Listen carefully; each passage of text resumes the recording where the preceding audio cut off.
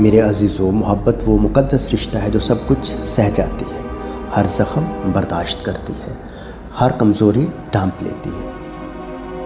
جب آدم نے ہوا کی لغزش دیکھی تو وہ چاہتا تو اسے تنہا چھوڑ کر بچ نکلتا۔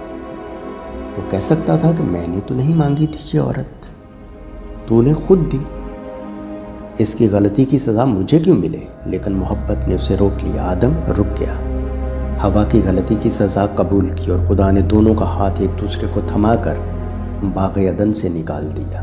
آدم نے ہوا کا ساتھ نہ چھوڑا بلکہ اس کی خطا کے بوجھ میں شریک ہو کر موت کو قبول کیا۔ یہی سچی محبت کی پہچان ہے، ساتھ نبھانا چاہے حالات کیسے ہی کٹھن کیوں نہ ہوں۔ ایسی ہی کامل اور بے لوث محبت خداوند یسوع المسیح نے ہم انسانوں کے ساتھ کی۔ ہماری خطاؤں، ہماری نافرمانیوں، ہماری کمزوریوں کے باوجود اس نے ہمیں تنہا نہ چھوڑا بلکہ اپنی جان قربان کر کے صلیب پر درد اور موت کا سامنا کر کے ہمیں نجات اور ہمیشہ کی زندگی بخشی۔